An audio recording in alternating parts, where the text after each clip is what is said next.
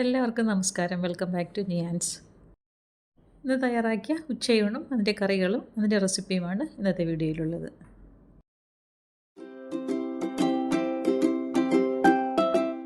ഇന്ന് കറി വയ്ക്കാൻ എടുത്തിരിക്കുന്നത് ഒരു ചൂര മീനാണ്. അപ്പോൾ അതിൻ്റെ തലയും മുള്ളും മീനും എല്ലാം കൂടി ഇട്ടൊരു പുളിയും മുളകും വയ്ക്കാം. അപ്പോൾ അത് ഫ്രീസറിലിരുന്നതാണ്. അപ്പോൾ ഐസ് വിടാൻ വേണ്ടി മാറ്റി വെച്ചേക്കാണ്.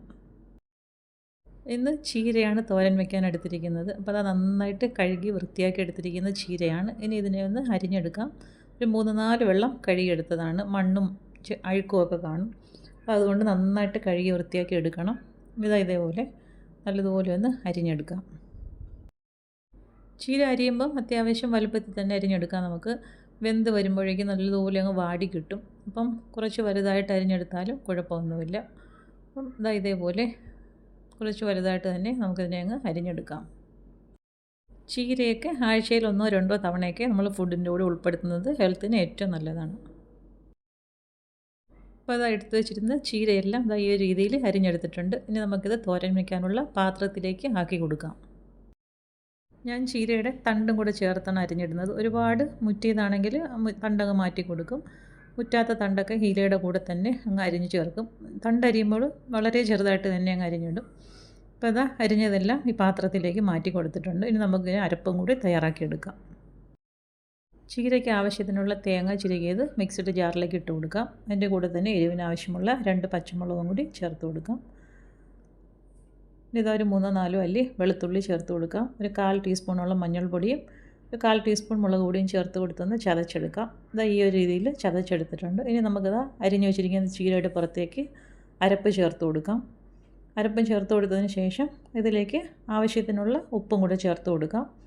ഇനി മിക്സിയുടെ ജാറിലേക്ക് കുറച്ച് വെള്ളം ഒഴിച്ചു കൊടുത്ത് അരപ്പൊന്ന് കഴുകി ഇതിലേക്ക് ഒഴിച്ചു കൊടുക്കാം. ഇനി അടച്ചു വെച്ച് വേവിച്ചെടുക്കാം.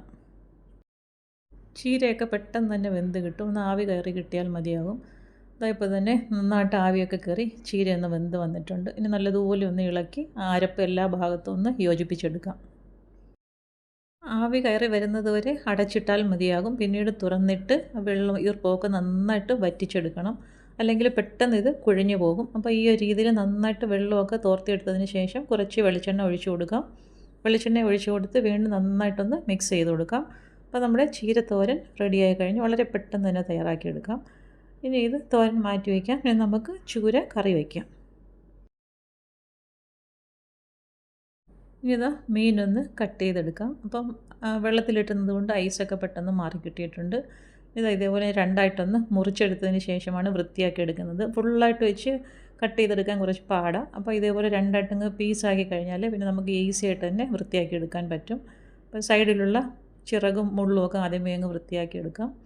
പിന്നീട് ഇതാ അതിനകത്തുള്ള കറുത്ത ഭാഗമൊക്കെ നന്നായിട്ടൊന്ന് ക്ലീൻ ചെയ്തെടുക്കാം. എടുത്തതിന് ശേഷം ഇതേപോലെ 2 ഭാഗത്തു നിന്നും മീനിനെ അങ്ങ് വാർന്നെടുത്ത് വയ്ക്കാം. ഇത് അതേപോലെ തന്നെ തലയുടെ ഭാഗവും ഒന്ന് വൃത്തിയാക്കി എടുക്കാം. അപ്പോൾ തലയുടെ അവിടെ വൃത്തിയാക്കാൻ കുറച്ച് പാടായിരിക്കും. ചൂരയുടെ തലയൊക്കെ ഇത്തിരി പാടാണ് കട്ട് ചെയ്തെടുക്കാൻ. അപ്പോൾ ഇതേപോലെ നന്നായിട്ട് കയറ്റി വെച്ചതിന് ശേഷം തലയുടെ ഭാഗം കട്ട് ചെയ്ത് മാറ്റി വയ്ക്കാം. അതേപോലെ തന്നെ വയറിൻ്റെ ഭാഗത്തു നിന്നുള്ള വേസ്റ്റൊക്കെ എടുത്ത് കളഞ്ഞിട്ട് നന്നായിട്ടൊന്ന് ക്ലീൻ ചെയ്തെടുക്കാം. ഇതിൽ മീനിൻ്റെ മുട്ടയും കൂടെ ഉണ്ടായിരുന്നു. അതെടുത്തങ്ങ് മാറ്റി വെച്ചിട്ടുണ്ട്. ഇതാ ഉൾഭാഗത്തുള്ള കറുത്ത ഭാഗമൊക്കെ നന്നായിട്ടൊന്ന് കഴുകി വൃത്തിയാക്കി എടുക്കാം. ഇനി നമുക്ക് തല എടുക്കാൻ വേണ്ടി അതിനകത്തെ പൂവൊക്കെ എടുത്തങ്ങ് കളഞ്ഞിട്ട് ചെക്കിളയൊക്കെ ഒന്ന് മുറിച്ചെടുക്കാം. അപ്പം മീനില്ലാത്ത ഭാഗമൊക്കെ നമുക്കങ്ങ് കളയാം. എന്നിട്ട് തലയുടെ മണ്ട ഭാഗം മീനുള്ള ഭാഗം നോക്കി എടുത്ത് കറിക്കകത്ത് ഇടാം. ഈ ഒരു രീതിയിൽ 2 സൈഡിൽ നിന്ന് മുറിച്ചെടുത്ത് മാറ്റി വയ്ക്കാം. ഇത് മുഴുവനായിട്ടും കറി വയ്ക്കാൻ എടുക്കുന്നില്ല. ഇതിൽ നിന്ന് കുറച്ചേ എടുക്കുന്നുള്ളൂ. അപ്പോൾ മുള്ളും തലയും കുറച്ച് മീനും കൂടി ഇട്ടാണ് ഈ പുളി വയ്ക്കാൻ എടുക്കുന്നത്. ഇത് ഈ ഒരു രീതിയിൽ എല്ലാം ഒന്ന് മുറിച്ചെടുക്കാം. മുള്ളിൻ്റെ ഭാഗമൊക്കെ ഒന്ന് മുറിച്ചെടുക്കുകയാണ്. ഇനി നമുക്ക് ആ മീനിൻ്റെ തോല് ചെത്തിക്കളയണം. അപ്പോൾ ഈ ഒരു രീതിയിൽ ഈസി ആയിട്ട് തന്നെ തോല് ചെത്തിക്കളയാൻ പറ്റും. മീൻ നമുക്കതിൽ നിന്ന് നന്നായിട്ടിങ്ങനെ കത്തി വെച്ച് ചെത്തിയെടുക്കാൻ പറ്റും. അപ്പോൾ ആ രീതിയിലാണ് ഞാൻ മീൻ വൃത്തിയാക്കി എടുക്കുന്നത്. അപ്പോൾ ഈ ഒരു രീതിയിൽ ആ മീനെല്ലാം കഴുകി വൃത്തിയാക്കി എടുക്കാം. ഇപ്പോൾ എടുത്ത മീനെല്ലാം മുറിച്ച് നന്നായിട്ട് കഴുകി വൃത്തിയാക്കി എടുത്തിട്ടുണ്ട്. ഇനി നമുക്ക് ആവശ്യമുള്ളത് അത്ര ഇതിൽ നിന്ന് അങ്ങോട്ട് എടുത്ത് കറി വയ്ക്കാൻ എടുക്കാം.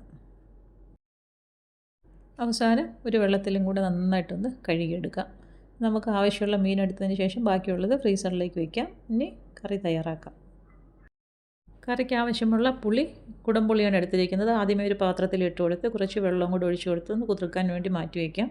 ഇനി ഇതാ 2 തക്കാളി എടുത്തിട്ടുണ്ട്.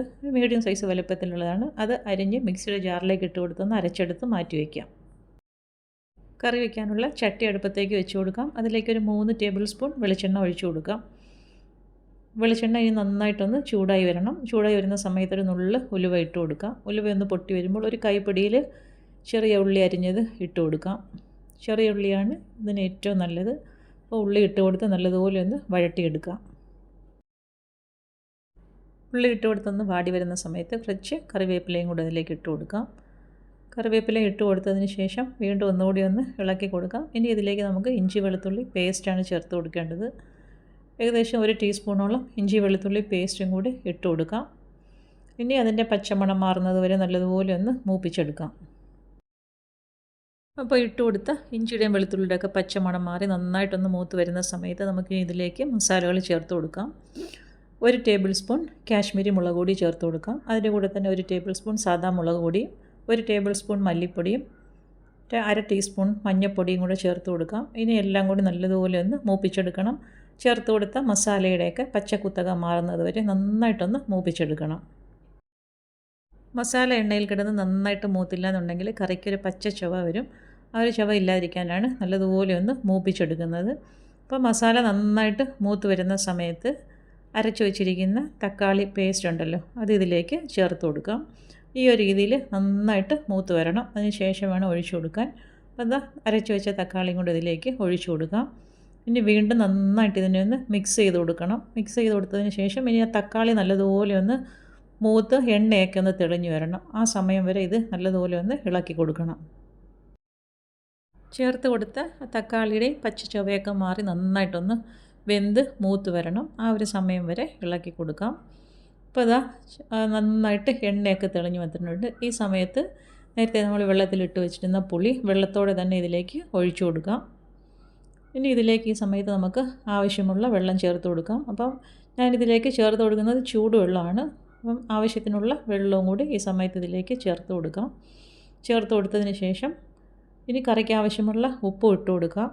ഉപ്പ് ഇട്ട് കൊടുത്ത് നന്നായിട്ടൊന്ന് മിക്സ് ചെയ്ത് കൊടുക്കാം. ഉപ്പിട്ട് കൊടുത്ത് നന്നായിട്ടൊന്ന് കറി ഇളക്കി കൊടുത്തതിന് ശേഷം പാത്രം മൂടി വെച്ചിട്ടൊന്ന് തിളപ്പിച്ചെടുക്കാം. തിളച്ചതിന് ശേഷമാണ് നമ്മൾ മീൻ ഇട്ട് കൊടുക്കുന്നത്. അപ്പോൾ എന്താ പാത്രം മൂടി വെച്ച് തിളപ്പിച്ചെടുക്കാം. ഇപ്പോൾ ഇതാ കറി നന്നായിട്ട് തിളച്ച് വന്നിട്ടുണ്ട്. ഈ സമയത്ത് നമുക്ക് എടുത്ത് വെച്ചിരിക്കുന്ന മീൻ ഇതിലേക്ക് ഇട്ട് കൊടുക്കാം. മീനും തലയും മുള്ളും എല്ലാം കൂടി ഇതിലേക്ക് ഇട്ട് കൊടുക്കാം. ഇട്ട് കൊടുത്തതിന് ശേഷം ഒന്നുകൂടി ഒന്ന് സ്പൂൺ വെച്ച് ചെറുതായിട്ടൊന്ന് ഇളക്കി അതെല്ലാം താഴ്ത്തി അതിലേക്ക് വെച്ച് കൊടുക്കാം. വെച്ച് കൊടുത്തതിന് ശേഷം വീണ്ടും ചട്ടി മൂടി വയ്ക്കാം. മൂടി വെച്ചിട്ട് മീൻ കഷ്ണങ്ങൾ വേകുന്നത് വരെ ഒന്ന് വെയിറ്റ് ചെയ്യാം. ആ സമയത്ത് നമുക്ക് പെട്ടെന്നൊരു മോര് കറി ഉണ്ടാക്കാം. അപ്പോൾ എന്താ 1 കപ്പ് തൈര് മിക്സിയുടെ ജാറിലേക്ക് ഒഴിച്ചു കൊടുക്കാം. ഇനി അതിലേക്ക് ഇതാ 1 പച്ചമുളകും കൂടി ചേർത്ത് കൊടുത്ത് നന്നായിട്ടൊന്ന് അരച്ചെടുക്കാം. അപ്പോൾ ഇതാ കഷ്ണങ്ങൾ ഇട്ട് കൊടുത്തതിന് ശേഷം മീൻ കഷ്ണങ്ങളൊക്കെ നന്നായിട്ട് വെന്ത് വന്നിട്ടുണ്ട്. നല്ലതുപോലെ ഒന്ന് ഇളക്കി കൊടുത്തതിന് ശേഷം ഫ്ലെയിം നന്നായി സിമ്മിലാക്കി കൊടുത്ത് എണ്ണ തെളിയാൻ വേണ്ടി വെയിറ്റ് ചെയ്യാം. അപ്പം ചട്ടി വീണ്ടും മൂടി വെച്ച് കൊടുക്കണം. ഈ സമയത്ത് ഉപ്പൊക്കെ വേണമെന്നുണ്ടെങ്കിൽ നോക്കിയിട്ട് ആവശ്യമുണ്ടെന്നുണ്ടെങ്കിൽ ഉപ്പും ചേർത്ത് കൊടുക്കാം. വീണ്ടും മൂടി വെച്ച് നന്നായിട്ട് ഫ്ലെയിം സിമ്മിലാക്കി കൊടുക്കാം. ഇനി മോര് കാച്ചിയെടുക്കാം. അപ്പോൾ ആ ചട്ടി അടുപ്പിൽ വെച്ച് എണ്ണ ഒഴിച്ചു കൊടുത്ത് കടുവും ചുവന്നുള്ളിയും വറ്റൽമുളകും കറിവേപ്പിലയും കൂടി ഇട്ട് കൊടുത്ത് നന്നായിട്ടൊന്ന് മൂപ്പിച്ചെടുക്കാം. അത് മൂത്ത് വരുന്ന സമയത്ത് തന്നെ നമ്മുടെ അപ്പുറത്തെ അടുപ്പിലേക്ക് മീൻ കറി വെച്ചിരുന്നത് നന്നായിട്ട് സെറ്റായി വന്നിട്ടുണ്ട്. എണ്ണയൊക്കെ തെളിഞ്ഞ് മീൻ കറി നല്ല പരുവായി വന്നിട്ടുണ്ട്. അപ്പം ഫ്ലെയിം ഓഫ് ചെയ്ത് മാറ്റി വയ്ക്കാം. അപ്പോൾ നമ്മുടെ മീൻ പുളിയും റെഡിയായി കഴിഞ്ഞു. അത് അടുപ്പിൽ നിന്ന് മാറ്റി വയ്ക്കാം.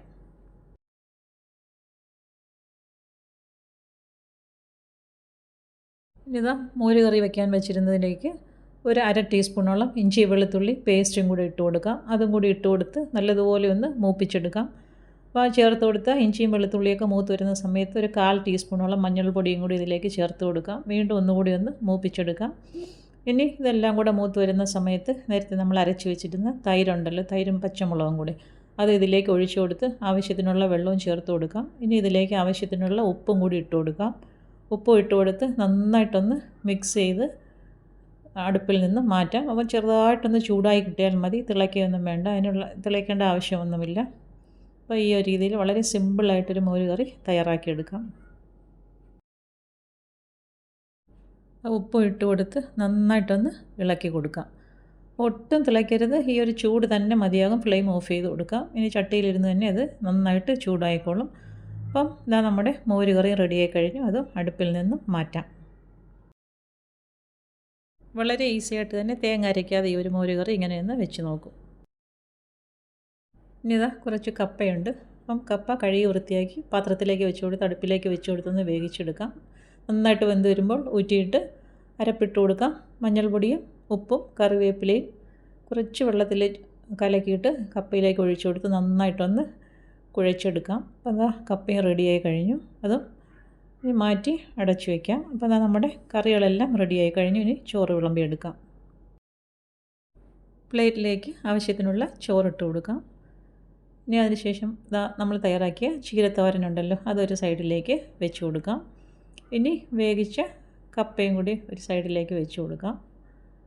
കപ്പയും വെച്ച് കൊടുത്തതിന് ശേഷം തയ്യാറാക്കി വെച്ചിരുന്ന കറി ഉണ്ടല്ലോ, മീൻ കറി, അതും കൂടി ഒഴിച്ചു കൊടുക്കാം. മീനും കഷ്ണങ്ങളും എല്ലാം കൂടി കപ്പയുടെ പുറത്തേക്കും ചോറിലും ഒഴിച്ചു കൊടുക്കാം.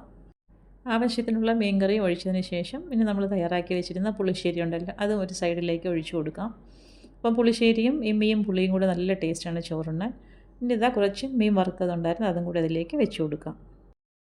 അപ്പോൾ ഇന്നത്തെ വീഡിയോ ഇത്രയേ ഉള്ളൂ. ഇഷ്ടമായ ലൈക്ക് ചെയ്ത് സബ്സ്ക്രൈബ് ചെയ്ത് സപ്പോർട്ട് ചെയ്തേക്കൂ. വീണ്ടും അടുത്ത വീഡിയോയിൽ കാണുന്നത് വരെ ബൈ ഫ്രം നിയാൻസ്. Thanks for watching.